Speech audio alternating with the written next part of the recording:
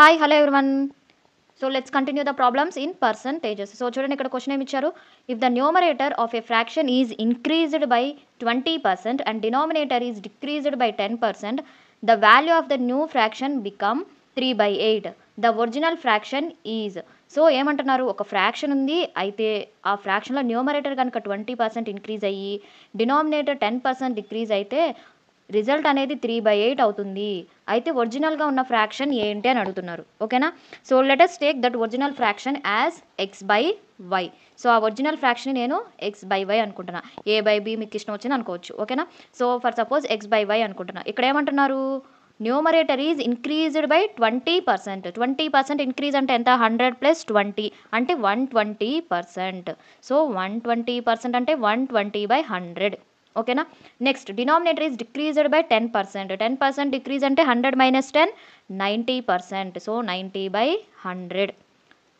So ఇలా చేసిన తర్వాత రిజల్ట్ ఏమైందంట, దట్ ఈజ్ ఈక్వల్స్ టు 3/8 అంట. అయితే ఒరిజినల్ ఫ్రాక్షన్ ఏంటి అంటే x/y ఏమవుతుంది అని అడుగుతున్నారు, అంతే. సో దీన్ని సింప్లిఫై చేస్తే మనకు ఆన్సర్ అయితే వస్తుంది. చూద్దామా, ఇక్కడ 100 ఇక్కడ 100 క్యాన్సిల్. ఇక్కడ ఎన్ని టైమ్స్, 3 4s 3 3s. ఓకేనా. ఇక్కడ 0 క్యాన్సిల్ అయిపోయిన తర్వాత 3 4s 3 3s. So x/y equals to 3/8 into 4/3 కాస్త అటు వెళ్తే ఏమవుతుంది, 3/4 అవుతుంది. అంటే 3 3s 9 8 4s 32. So original fraction ఏమిటి, 9/32. So answer is B. ఓకేనా. సో ఇలా చేయాలి. ఇలాంటి మోడల్స్ వచ్చినప్పుడు మనం ఏం చేయొచ్చు, ఇనిషియల్గా ఒరిజినల్ ఫ్రాక్షన్ ఏమనుకోవాలి, x/y అనుకోవాలి. సో డైరెక్ట్గా 20% ఇంక్రీజ్ కాబట్టి ఇంటూ 120, డినామినేటర్ డిక్రీజ్ కాబట్టి 10% 90, దట్ ఈజ్ ఈక్వల్స్ టు 3/8 అంతే. ఇక్కడ ఎన్ని టైమ్స్, 4, ఇక్కడ 3 టైమ్స్. సో అటు వెళ్తే 3/4, 3 3s 9 8 4s 32. సో ఇలా షార్ట్కట్లో కూడా చేయొచ్చు. సో మనం ఎలా చేసిందని ఇంపార్టెంట్ కాదు, మనకు ఆన్సర్ ఎంత తొందరగా వచ్చి అనేది ఇంపార్టెంటు. ఎంత తొందరగా వస్తుంది, ఎంత తొందరగా వచ్చిద్ది అనేదే ఇంపార్టెంటు.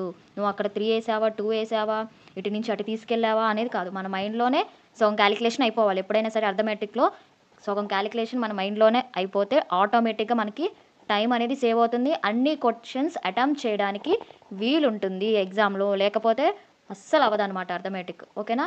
సో మనం క్యాలిక్యులేషన్ టైం అనేది తగ్గించుకుంటా ఉండాలి, అంతేగాని స్టెప్ టు స్టెప్ వేయకూడదు. ఇదేమి మీకు రిటర్న్ పేపర్ కాదు కదా, జస్ట్ మనం ఆప్షన్ టిక్ చేయాలి. సో కాబట్టి మైండ్లోనే క్యాలిక్యులేట్ చేస్తూ ఉండాలి. వీలైనంత వరకు మైండ్లో క్యాలిక్యులేట్ చేసుకొని అవసరమైనప్పుడు పెన్తో క్యాలిక్యులేట్ చేయాలి. ఓకేనా. సో ఇప్పుడు ఇక్కడ ఎంత వచ్చింది, 9/32. So option is B. So next question. So ఇక్కడ చూడండి ఏమి ఇచ్చారు, in a fraction if numerator is increased by 40% and denominator is increased by 80%, then what fraction of the original is the new fraction. ఓకేనా. So ఇక్కడ కొంచెం question డిఫరెంట్గా అడిగారు. So ఏమంటున్నారు, numerator is increased by 40%. So same ఇనీషియల్గా original fraction తీసుకుంటున్నా, ఇది original fraction x/y. New fraction ఏమైందంట, 40% ఇంక్రీజ్ అయిందంట. అంటే x/y న్యూమరేటర్ ఎంత ఇంక్రీజ్ అయింది, 40%, అంటే 140/y ఇంటూ డినామినేటర్ ఎంత ఇంక్రీజ్ అయిందంట, 80%, అంటే 180. సో అప్పుడు న్యూ ఫ్రాక్షన్ ఏమవుతుందో చెప్పండి, 0 0 క్యాన్సిల్, 2 7s 2 9s, అంటే ఎంత, 7x/9y. ఓకేనా. ఇది original fraction x/y. New fraction 7x/9y. So new fraction ఏంటి, 7x/9y. సో ఇక్కడ ఏమంటున్నారు, what fraction of the original is the new fraction.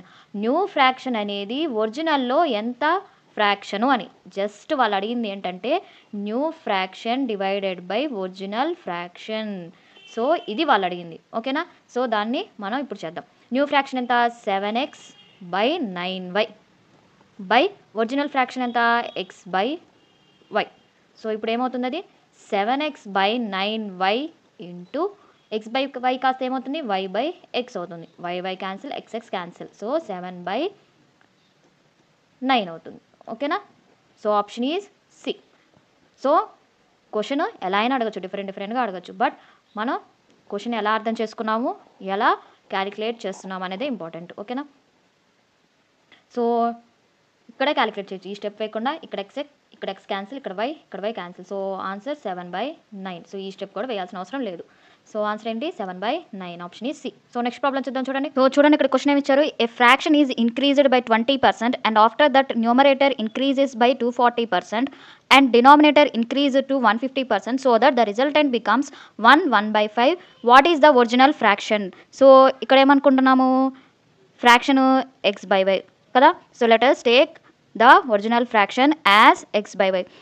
ఇది ఫస్ట్ ఎంత ఇంక్రీజ్ అయిందంట, 20% ఇంక్రీజ్ అయిందంట. 20% ఇంక్రీజ్ అంటే 120%. 120% అంటే ఫ్రాక్షన్ వాల్యూ ఏమవుతుంది, 6/5. ఓకేనా, 6/5 అంటే ఫ్రాక్షన్ మొత్తం 20% ఇంక్రీజ్ అయితే ఎంత అవుతుంది, x/y ఇంటూ 6/5 అంటే 6x/5y అవుతుంది కదా. సో ఇది మనకు వచ్చిన ఫ్రాక్షన్. దీన్ని మళ్ళీ ఇప్పుడు ఏం చేయాలి, after that the numerator increases by 240%. So fraction 20% increase చేసిన తర్వాత న్యూమరేటర్ అనేది 240% ఇంక్రీజ్ చేయాలి అంటున్నారు. సో 240% ఇంక్రీజ్ అంటే ఎంత, 100 + 240 టోటల్ 340. ఓకేనా, 340 అవుతుంది. Next denominator is increase to 150%. Denominator ఎంతంట, 150%. సో కాబట్టి 150. ఓకేనా, ఇక్కడ ఇంక్రీజ్డ్ బై అనట్లా, ఇంక్రీజ్ టు అంటే 150కి ఇంక్రీజ్ చేశారు అని. అదే ఇంక్రీజ్డ్ బై అంటే మనం ఏం చేస్తాము, 100+ వేస్తాము. ఓకేనా, అది డిఫరెన్స్ అనమాట. క్వశ్చన్ కూడా జాగ్రత్తగా చదవాలి. అక్కడ బై ఇస్తే ఉన్నదానికి యాడ్ చేస్తాం, అంటే ఇనిషియల్గా 100 ఉంటే దానికి ఎంత ఇస్తే వాళ్ళు అంత యాడ్ చేస్తాం. ఓకేనా, ఇప్పుడు బై అన్నారు కాబట్టి 100 + 240. సో కాబట్టి 340. ఇక్కడ ఏమంటున్నారు, ఇంక్రీజ్ టు 150% అంటే టోటల్గా 150% ఇంక్రీజ్ చేశారంట. ఓకేనా, సో ఇక్కడ పర్సంటేజ్ ఆల్రెడీ క్యాన్సిల్ అయింది కదా, సో అందుకని వేయట్లా. సో కాబట్టి that is equals to resultant becomes 1/5. ఏమైందంట, 1/5 అయిందంట. ఓకేనా, సో ఇది మన యొక్క ఈక్వేషన్. ఓకేనా, మీరు డైరెక్ట్గా ఇక్కడే వేయచ్చు, x/y ఇంటూ 6/5 ఇంటూ 340/150 ఇక్కడ వేయచ్చు. ఈ స్టెప్ కూడా మీకు అర్థం అవ్వడం కోసం నేను మళ్ళీ 6x/5y అనేసాను. ఓకేనా, సో చూద్దామా, క్యాలిక్యులేట్ చేద్దామా. ఇక్కడ 0 cancel. 6x/5y into 34 divided by 15 is equals to 5 1 is 5, 5 + 1 6/5. So ఇక్కడ 6 క్యాన్సిల్. నెక్స్ట్ ఇక్కడ 5 3s. ఓకేనా, any times 5 3s. So x/y is equals to ఏమైంది, ఇక్కడ 34 ఉంది, ఇక్కడ 5, ఇక్కడ 3 అంటే టోటల్ 5 3s are 15/34 అవుతుంది. సో ఒరిజినల్ ఫ్రాక్షన్ ఏమవుతుంది, 15/34. So option is a. So మనకి లాస్ట్ ప్రాబ్లంకి దీనికి డిఫరెన్స్ ఏంటి, లాస్ట్ ప్రాబ్లంలో న్యూమరేటర్ ఇంత ఇంక్రీజ్ అయింది, డినామినేటర్ ఇంత ఇంక్రీజ్ అయింది అని చెప్పారు. బట్ ఇక్కడ ఏంటి, ఫస్ట్ ఆఫ్ ఆల్ ఫ్రాక్షన్ అనేది 20% ఇంక్రీజ్ అయ్యింది అని చెప్తున్నారు. అంటే ఇనిషియల్గా x/y ఉంటే అది 6/5 అవుతుంది ఇంటూ 6/5 అంటే 6x/5y అవుతుంది. తర్వాత మళ్ళీ న్యూమరేటర్ డినామినేటర్ ఇంక్రీజ్ అయినాయి. ఓకేనా, సో ఇలా అనమాట ఈ ప్రాబ్లం. నెక్స్ట్ ప్రాబ్లం చూద్దాం చూడండి. సో చూడండి ఇక్కడ క్వశ్చన్ ఇచ్చారు. If A student multiplied A number by 7/12 instead of 11/16 find the percentage error in the calculation. So ఏమంటున్నారు ఇక్కడ, ఒక స్టూడెంట్ అంటే ఒక నెంబర్ మల్టిప్లై చేయబోయి ఇంకో నెంబర్ మల్టిప్లై చేశారంట. చూద్దామా ఏంటా అని. ఇన్స్టెడ్ ఆఫ్ అంటే ఈ నెంబర్ మల్టిప్లై చేయబోయి ఈ నెంబర్ మల్టిప్లై చేశారంట. ఓకేనా, సో అయితే మనల్ని ఏమడుగుతున్నారు, ఎర్రర్ ఎంత పర్సంటేజు, ఎర్రర్ అనేది ఎంత పర్సంటేజ్ వచ్చింది అని. ఓకేనా, ఎలా చేయాలి ఇప్పుడు. సో మనకి 11/16 అనేది ఒరిజినల్, 7/12 అనేది మిస్టేకెన్గా వేసింది కదా. So original minus mistake by original వేయాలి. సో ఇదన్నమాట పర్సంటేజ్ కదా అడిగింది కాబట్టి ఇంటూ 100. సో ఎల్సిఎం తీసుకుంటే ఎంత, 48. సో 16 3 is 48 కాబట్టి 3 × 11 అంటే 33. Next 12 4 times 4 7s are 28. ఓకేనా, సో ఇక్కడ డినామినేటర్ నేను పైకి తీసుకెళ్తాను. సో కాబట్టి 16/11 ఇంటూ 100. నెక్స్ట్ ఇక్కడ 33 - 28 ఎంత, 5/48 ఇంటూ 16/11 ఇంటూ 100. 16 ఇక్కడ ఎన్ని times, 3 times. So 5/3 into 1/11 into 100 వేస్తున్నా. ఓకేనా. సో ఇప్పుడు 1/11 అంటే ఎంత మనకి ఫ్రాక్షను చెప్పండి. 1/11 ఫ్రాక్షన్కి మనకి పర్సంటేజ్ వాల్యూ ఎంత 9.09% కదా. నేను చెప్పాను ఫ్రాక్షన్ వాల్యూ అడిగితే పర్సంటేజ్ చెప్పాలి, పర్సంటేజ్ వాల్యూ అడిగితే ఫ్రాక్షన్ వాల్యూ చెప్పాలి అని చెప్పాను. 1/11కి ఏంటి పర్సంటేజ్ వాల్యూ 9.09%. ఓకేనా. సో ఇప్పుడు మనం ఇక్కడ ఏం చేయొచ్చు, 3 ఎన్ని టైమ్స్ 3.03. సో 5తో మల్టిప్లై చేస్తే 5 3s are 15, 5 3s are 15. So 15.15%. So option is C. So ఇలా చేయాలన్నమాట పర్సంటేజ్ ఎర్రర్ అడిగినప్పుడు. ఓకేనా. Original minus mistaken by original. So దీన్నే ఇంకా ఈజీగా ఎలా చేయొచ్చో చెప్తా. మనకి ఏమేమి ఇచ్చారు ఫ్రాక్షన్స్ 7/12 అండ్ 11/16 కదా. సో ఇదే ప్రాబ్లమ్ని ఈజీగా చేయాలంటే ఎలా చేయొచ్చు. సో మనకి ఏమి ఇచ్చారు ఫ్రాక్షన్ వాల్యూస్ ఇక్కడ 7/12 అండ్ 11/16 ఇచ్చారు కదా. ఇక్కడ 12 16 ఎల్సిఎం ఏమవుతుంది 48. సో కాబట్టి ఇక్కడ ఎన్ని టైమ్స్ 12 4s కాబట్టి 4 7s are 28. సో మనకి ఇంకా దీంతో సంబంధం లేదు. Next 16 3s are 48, 11 3s 33. So దీంతో కూడా మనకి ఇప్పుడు సంబంధం లేదు. ఇప్పుడు మన ఒరిజినల్ ఏంటి, మన ఒరిజినల్ వచ్చేసరికి 33, మిస్టేక్ ఏంటి 28. సో డైరెక్ట్గా ఇవి తీసేసుకుంటే చాలు. So 33 minus 28 divided by original ఎంత 33. సో కాబట్టి 33 ఇంటూ 100. సో ఏమవుతుంది అప్పుడు 5/33 ఇంటూ 100.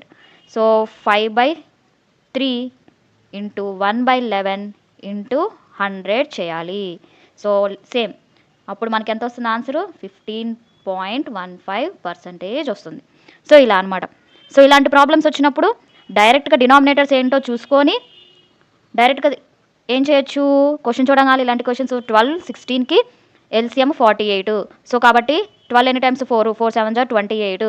నెక్స్ట్ 11 ఇక్కడ 16 3s. So 3 into 11 33. సో ఈ రెండింటి యొక్క difference 5 divided by original 33. So 5/33 into 100 అంతే. వన్స్ కాన్సెప్ట్ అర్థమైపోయిన తర్వాత మీరు ఏం చేయాలని చెప్పాను, డైరెక్ట్గా వేయడం అలవాటు చేసుకోవాలని చెప్తున్నా. ఓకేనా. సో ఇలా అనమాట. ఇలాంటి ప్రాబ్లమ్స్ రాగానే డినామినేటర్స్ చూసామా, ఎల్సిఎం తీసుకున్నామా, నెక్స్ట్ మనకి ఒరిజినల్ మిస్టేకన్ తెలిసిపోతుంది. డైరెక్ట్గా డిఫరెన్స్ బై ఒరిజినల్ అంతే. ఈ 2 స్టెప్సే వేయాలి. సో నెక్స్ట్ ప్రాబ్లం చూద్దాం చూడండి. సో ఇక్కడ ఏమి ఇచ్చారు, in a examination X secures 58% marks and Y secures 105 marks less than X. If the maximum marks were 700 then what % of marks did Y secure. ఓకేనా. So ఏమంటున్నారు, ఇదొక మోడల్ అనమాట. మనకి పర్సంటేజెస్లో ఇదొక మోడల్. అయితే ఏమంటున్నారు ఇక్కడ ఎక్స్ 58% మార్క్స్ వచ్చినాయి అంట. అలానే Y secures 105 marks less than X. If the maximum marks are 700 then what % of marks did Y secure. So ఏమంటున్నారు ఇక్కడ మ్యాక్సిమం మార్క్స్ ఎంతంట 700. So 100% equal to 700. అప్పుడు 1% ఎంత 7. ఓకేనా. ఇక్కడ ఏమంటున్నారు ఎక్స్ సెక్యూర్స్ 58% మార్క్స్ అంటే ఎక్స్ ఎన్ని మార్క్స్ సెక్యూర్ చేసిందంట 58% మార్క్స్ సెక్యూర్ చేసిందంట. అంటే 7 ఇంటూ 58 కదా. సో 58% ఎంత అని చూసుకుంటే మనం క్రాస్ మల్టిప్లై అయితే ఏమవుతుంది 58 ఇంటూ 7 మార్క్స్. ఓకేనా. అప్పుడు ఎంత ఆన్సర్ ఇక్కడ ఈ 58ని 50 + 8గా రాస్తున్నా. ఇది మైండ్లో క్యాలిక్యులేట్ చేయాలి. ఓకేనా. మీకు అర్థం అవడం కోసం నేను రాస్తున్నా. 7 5s 35 అంటే 350. 7 8s are 56. అప్పుడు ఎంత 406. ఈ మార్క్స్ ఎవరికి వచ్చినాయి ఎక్స్కి వచ్చినాయి కదా.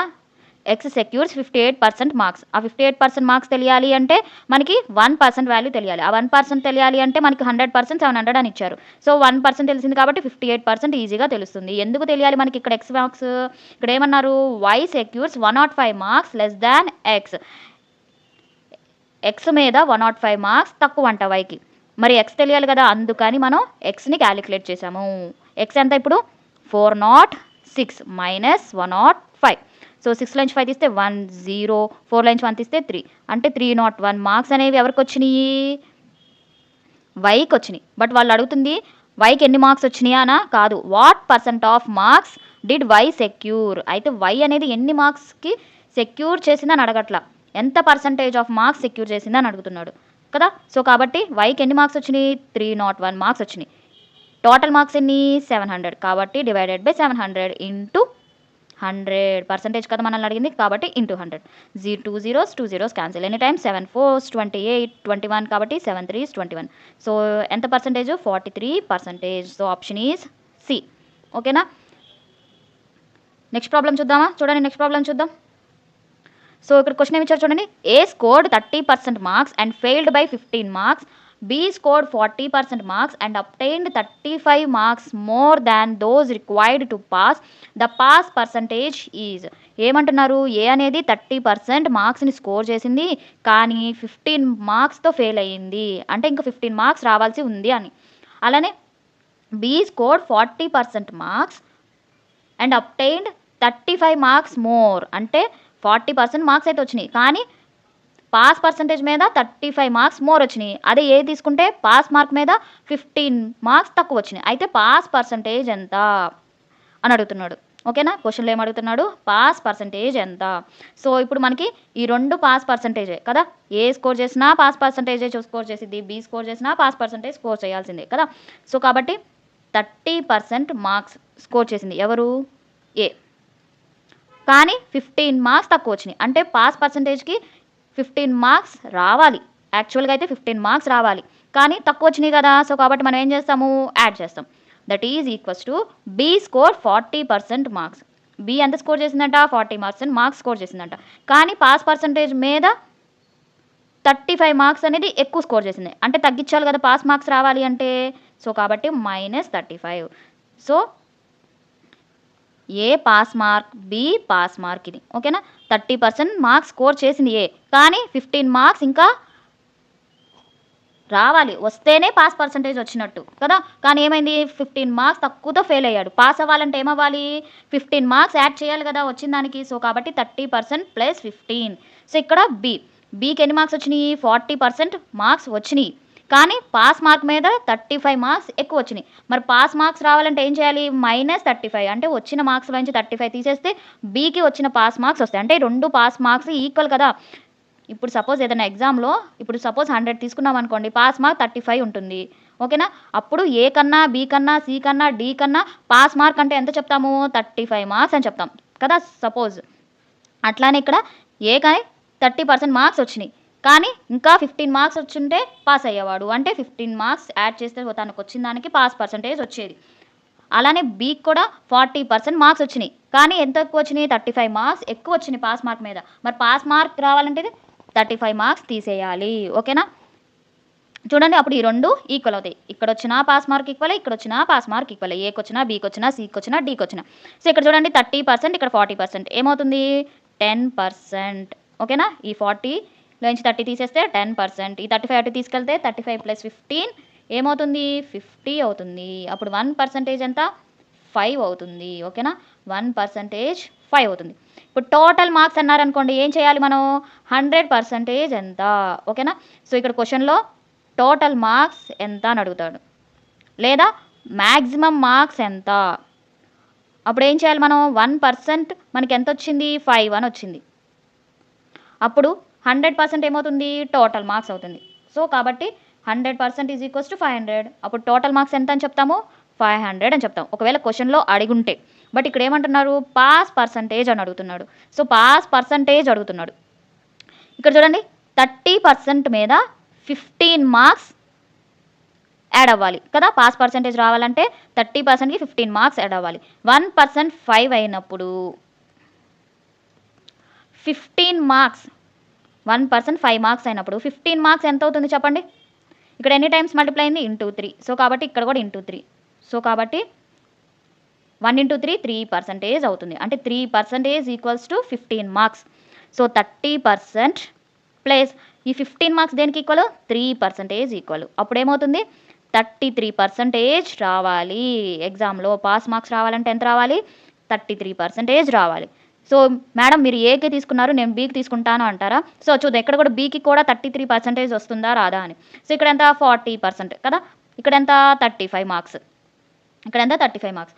1% 5 మార్క్స్ అయినప్పుడు 35 మార్క్స్ ఎంత అవుతుంది చెప్పండి? ఇక్కడ ఎన్ని టైమ్స్ మల్టిప్లై అయింది?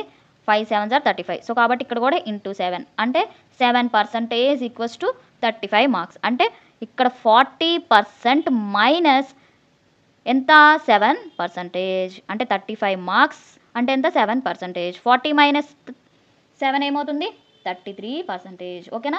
మీరు ఏకి క్యాలిక్యులేట్ చేసినా అదే పర్సంటేజ్ వాల్యూ వస్తుంది, బీకి క్యాలిక్యులేట్ చేసినా అదే పర్సంటేజ్ వాల్యూ వస్తుంది. ఎందుకు పాస్ పర్సంటేజ్ అనేది ఏకైనా బీకైనా సికైనా డీకైనా అంతా ఈక్వలే కాబట్టి. ఓకేనా. సో కాబట్టి 33% అనేది మనకి పాస్ పర్సంటేజ్ వస్తుంది.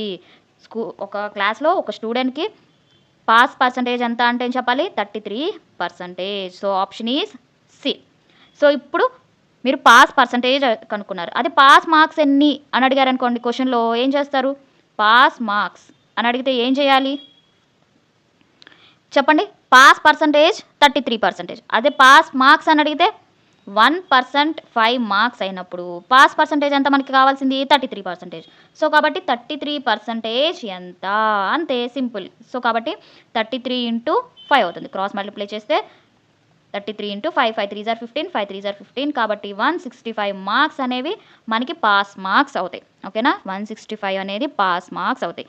33% అనేది పాస్ పర్సంటేజ్ అవుతుంది. సో ఒక్క క్వశ్చన్ ఇచ్చి మనల్ని ఇన్ని రకాలుగా అడగచ్చు.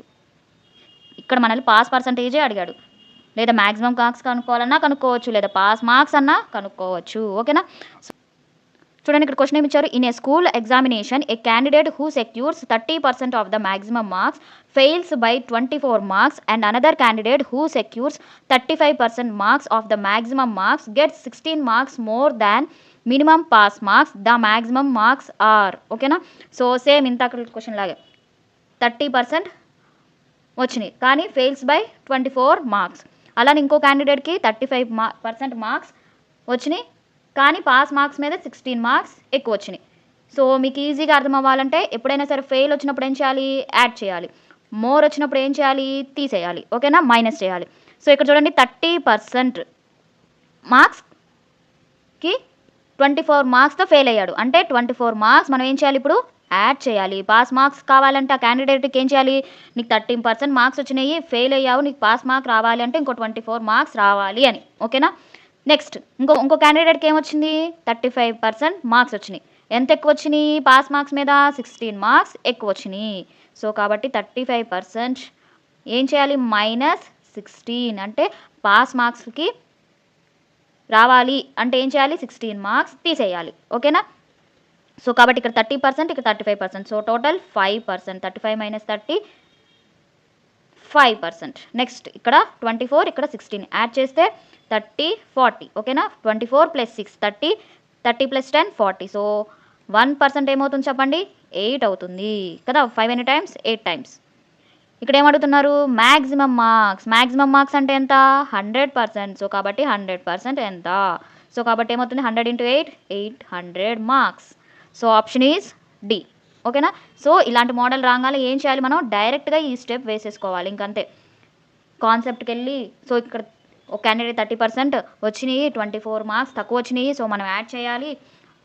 ఒక క్యాండిడేట్ 35% మార్క్స్ వచ్చినాయి కానీ పాస్ మార్క్స్ మీద 16 మార్క్స్ ఎక్కువ వచ్చినాయి, సో కాబట్టి మనం తీసేయాలి. ఇవన్నీ ఆలోచించకూడదు. ఈ మోడల్ కనిపించింది, క్వశ్చన్ చదివాము, డైరెక్ట్గా ఈ ఈక్వేషన్ వేసుకోవాలి. ఓకేనా. ఫెయిల్ అని ఇస్తే యాడ్ చేస్తాం, మోర్ అని ఇస్తే మైనస్ చేస్తాం అంతే. ఈ రెండు గుర్తుపెట్టుకుంటే ఈ ప్రాబ్లమ్స్ని వితిన్ సెకండ్స్లో చేసేయచ్చు. సో చూడండి ఇక్కడ క్వశ్చన్ ఇచ్చారు. A candidate has to obtain minimum 33% of total marks to pass. He got 25% of total marks and failed by 40 marks. The maximum marks are. So ఏమంటున్నారు ఇక్కడ ఒక క్యాండిడేట్కి 33% మినిమం రావాలంట పాస్ అవ్వాలి అంటే. సో కాబట్టి 33% మినిమం రావాలి. సో ఇదేంటి pass percentage. That is equals to he got 25% of marks and failed by 40 marks. అంటే 25% marks వచ్చినాయి కాకపోతే 40 మార్క్స్తో ఫెయిల్ అయ్యారు కదా. సో 40 మార్క్స్ కలిపితేనే కదా అప్పుడు పాస్ మార్క్స్ వచ్చాయి. సో కాబట్టి 25% + 40 then the maximum marks are. అంటే ఏం కనుక్కోవాలి మనం 100% కనుక్కోవాలి. సో 33% - 25% = 40. సో 33 నుంచి 25 తీసేస్తే 8% = 40. అప్పుడు 1% ఎంత 5 మార్క్స్. అప్పుడు 100% ఎంత 500 marks. So option is a. ఓకేనా. సో ఎప్పుడైనా సరే ఇలాంటి ప్రాబ్లమ్స్ వచ్చినప్పుడు పాస్ పర్సంటేజెస్ని ఈక్వల్ చేస్తాం. ఇప్పుడు ఇక్కడ 33% మినిమం అని వాళ్ళే ఇచ్చేశారు.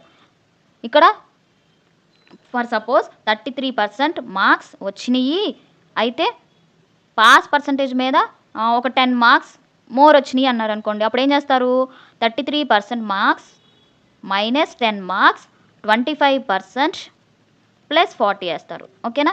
ఏం లేదు, ఇక్కడ ట్రిక్ ఏంటంటే ఫెయిల్డ్ అని ఇస్తే యాడ్ చేస్తాం, మోర్ అని ఇస్తే మైనస్ చేస్తాం, అంతే కదా. పాస్ మార్క్స్కి ఫెయిల్డ్ అని ఇస్తే యాడ్ చేస్తాం, అంటే అన్ని రావాలి అని. అదే మోర్ అని ఇస్తే పాస్ మార్క్స్ మీద అన్ని ఎక్కువ వచ్చినాయి కాబట్టి తీసేయాలి, మనకి పాస్ మార్క్ రావాలంటే అని. ఓకేనా.